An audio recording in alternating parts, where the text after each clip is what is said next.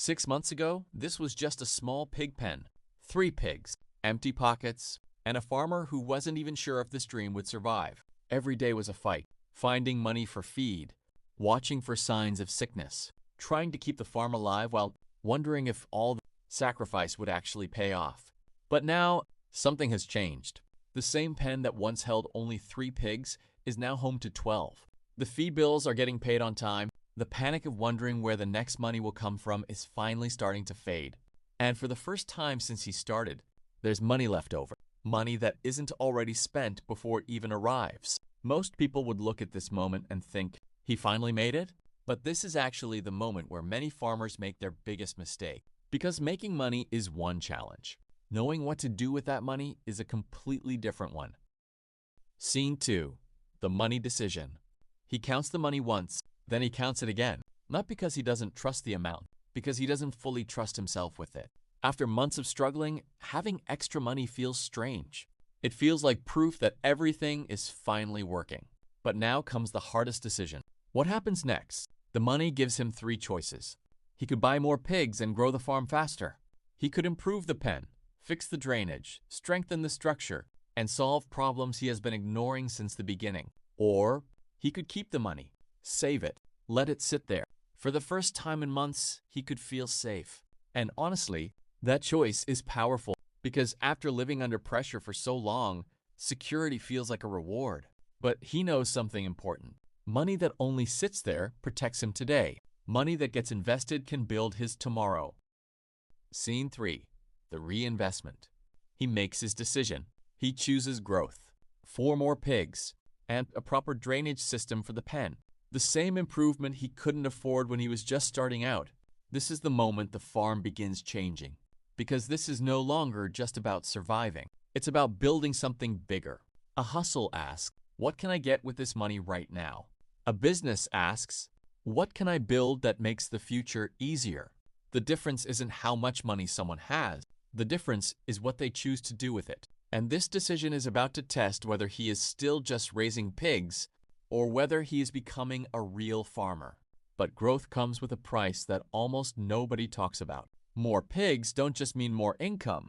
They mean more responsibility, more expenses, more pressure, and far more ways for everything to go wrong. Just 2 weeks after bringing in the new pigs, something changes. One of them stops eating. At first, it doesn't seem like a big deal. Maybe it's stressed. Maybe it's adjusting to its new environment. Maybe it'll be fine tomorrow. But experienced farmers know something beginners don't. Big disasters usually begin as small problems.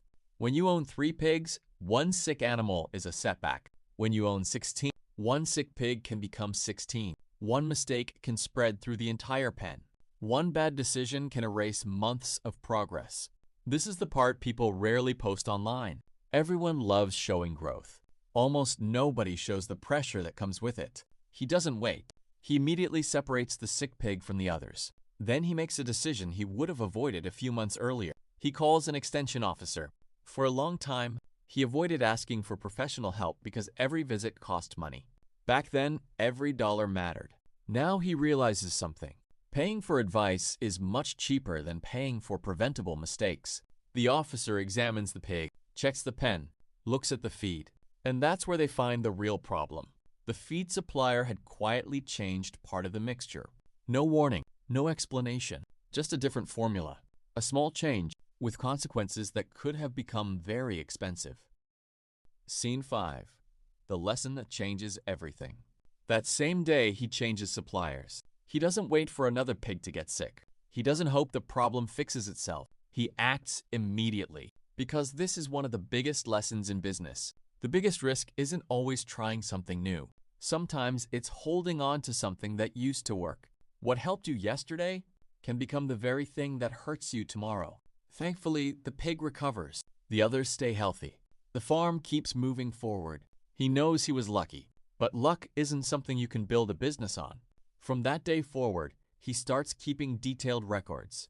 Every feed delivery, every supplier, every purchase, every health problem, every treatment, every date. Not because paperwork is exciting, but because patterns save businesses. Beginners usually don't keep records. They're too busy surviving 1 week at a time. But successful farmers know that today's notes become tomorrow's solutions. By the end of level 3, the farm barely resembles the one from 6 months ago. 16 healthy pigs, a stronger, cleaner pen, better systems, better decisions, and something even more valuable than all of that. A customer comes looking for him, not because he advertised, not because he begged for a sale, but because word has started to spread. People are beginning to trust the quality of his pigs. A local supplier who provides meat to several chop bars reaches out with an offer, not for a single pig, not for a one-time purchase, a standing order, a regular supply, every month. It's the kind of opportunity every farmer dreams about. For the first time, he isn't chasing customers. Customers are chasing the farm. It feels like proof that all the hard work is finally paying off. But opportunities have a habit of hiding new problems inside them. Scene 7. The new danger. There's just one problem. He hasn't done the math. Can the farm actually produce enough pigs every month? Will the current feed budget be enough? Can the pens handle more animals? What happens if disease slows production? What if demand grows even faster? Those questions should have come first. Instead, he says yes, almost immediately, because when you've spent months waiting for someone to believe in your business, it's hard to say no when that moment finally arrives. But growth can be just as dangerous as failure. Many businesses don't collapse because they never find customers. They collapse because they grow faster than their systems can handle. Success can break a business just as quickly as bad luck. If the foundation isn't ready, everything built on top of it starts to crack. End card per second. Level 1 was about survival. Level 2 was about refusing to quit. Level 3 was about learning that making more money also creates more ways to lose it.